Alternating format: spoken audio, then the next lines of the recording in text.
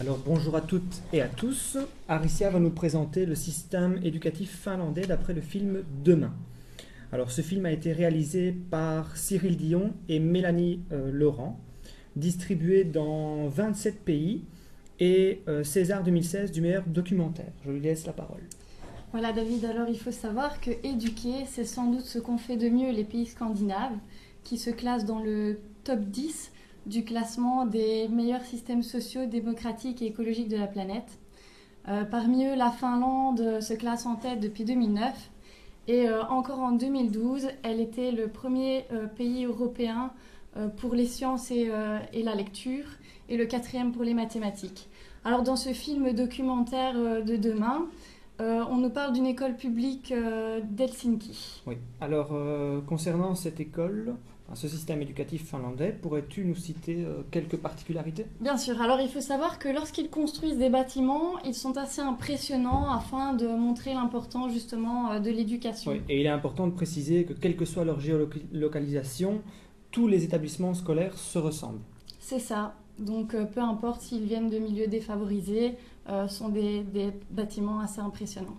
Voilà, donc il y a très peu de bureaucratie, on fait place justement à la confiance, le ministre fait confiance aux autorités locales, qui fait confiance au proviseur, et qui lui-même fait confiance à ses professeurs. Il faut savoir qu'il n'y a pas d'évaluation, pas de classement national. D'accord. Alors concernant les difficultés, les remédiations, qu'est-ce que tu pourrais en dire? Mais justement, donc il y a des professeurs qui sont formés parce que l'essentiel, c'est la formation en Finlande. Il faut savoir que tous les enseignants sont diplômés d'un master, que leur formation est axée principalement sur les nouvelles pratiques pédagogiques ainsi que la psychologie enfantine. D'accord. Et donc les enfants qui ont certaines difficultés, ils sont suivis par leurs professeurs ou par d'autres professeurs? Comment ça se déroule? Alors en fait, ils mettent en place des enseignants supplémentaires qui assistent les enseignants principaux afin d'apporter justement ces remédiations. Et donc ils sont formés C'est ça. aux remédiations? C'est ça, tout à fait. D'accord. Du coup, via ce système, on suppose que c'est grâce à ça que le redoublement n'existe presque pas en Finlande. Donc ils ont un tronc commun, David, qui est constitué de matières pratiques et théoriques. Et donc en fait, c'est dans le but de savoir s'ils sont plus manuels ou plutôt intellectuels. Contrairement justement à, pour prendre la particularité de chez nous, où notre tronc commun est plus un tronc commun général. C'est ça. Alors du coup, le but, c'est que les enfants ne voient pas l'enseignant comme figure autoritaire. C'est important pour eux de créer ce lien de confiance avec les enseignants. D'accord. Et concernant la gratuité des écoles? Eh bien, en fait, en Finlande, tout est gratuit. Donc ça passe par les livres, les soins de santé, ainsi que la cantine, par exemple. D'accord. Concernant peut-être leurs horaires, leur nombre d'heures? Alors, ils ont 1h30 de cours en moins que les Français, c'est-à-dire 2000 heures en moins entre du coup 7 et 15 ans.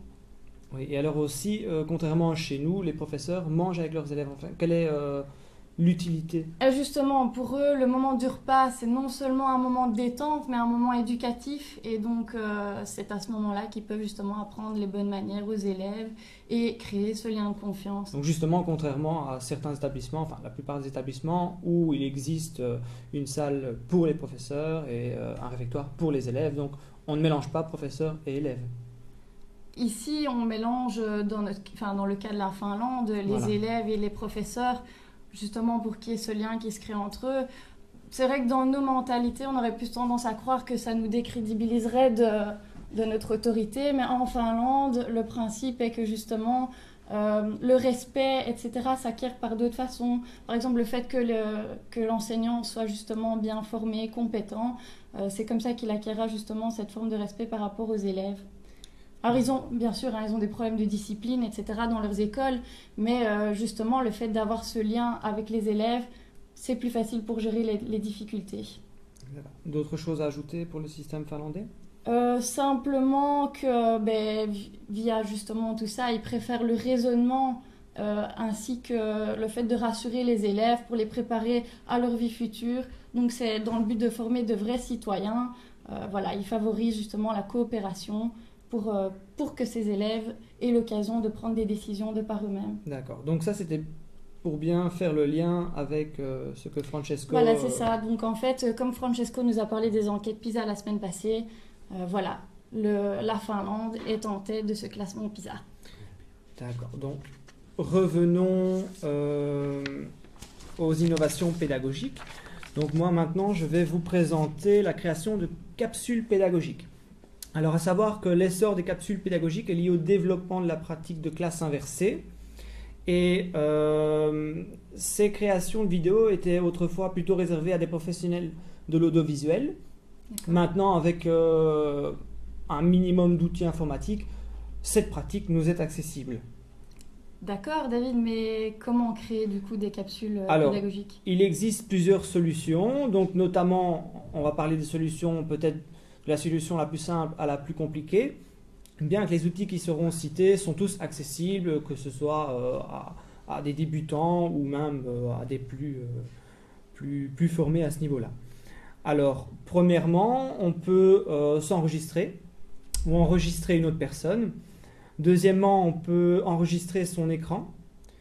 Alors, il existe une autre possibilité, donc la création de capsules pédagogiques, mais sous forme d'animation. Et ensuite, peut-être un peu plus compliqué, les montages vidéo.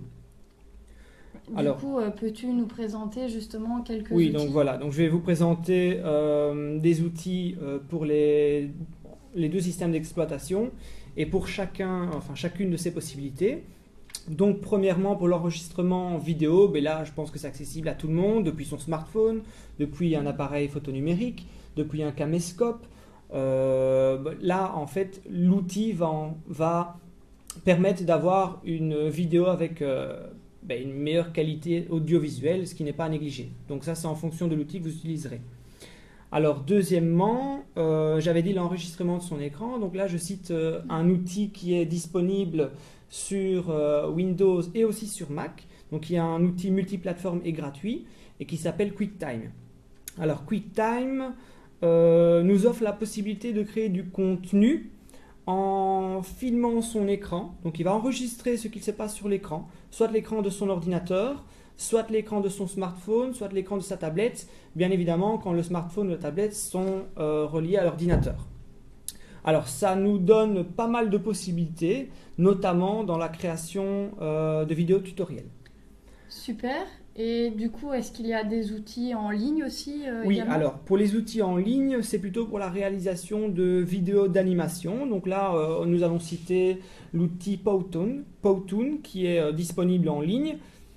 À savoir qu'il existe une version gratuite, mais aussi des versions payantes. Ah oui, si je me souviens bien, c'est en anglais, oui, c'est ça? Oui, uniquement disponible en anglais. Alors, l'offre gratuite permet la création de vidéos de maximum 5 minutes en qualité de base, donc pas qualité HD. Il est plutôt simple d'utilisation et au terme de la création de votre vidéo, il est possible soit de la déposer en ligne, soit de la télécharger. D'accord. Voilà, ça c'est pour l'outil Powtoon qui est en ligne. Maintenant, il existe aussi des outils, mais que vous connaissez tous, notamment PowerPoint ou Keynote pour le système macOS. Alors, ces outils sont largement utilisés pour quiconque souhaite réaliser une présentation, mais certains ne savent pas qu'il est possible aussi d'exporter la présentation sous forme d'une vidéo. Et à la vidéo, on y ajoute un commentaire audio directement ou après. On en vient justement au quatrième point qui est le montage vidéo. Alors pour le montage vidéo, je vais donc vous parler de deux outils. Un outil qui est plutôt pour Windows et un outil qui est plutôt pour macOS. Donc ce sont justement des outils plus accessibles aux débutants ou pas Oui, du tout? oui. Je veux dire, les outils sont accessibles aux débutants, ils sont facilement utilisables. Je veux dire, il n'y a pas de complications dans ces outils. Justement, pour en venir à Windows Movie Maker, peut-être des critiques, c'est qu'il est trop simple et donc il ne permet pas toute création. Mais il permet quand même de monter une vidéo. Alors, pour iMovie, lui, personnellement, je le trouve plus complet. Il est aussi gratuit, mais lui, il est disponible uniquement sur macOS. Donc là, il vous sera possible de monter vidéo, images, son pour arriver au résultat souhaité. voilà, au niveau des différents outils de création de capsules pédagogiques. Ok, bien j'espère que cette intervention vous aura été utile et je vous souhaite une bonne journée. Bonne journée.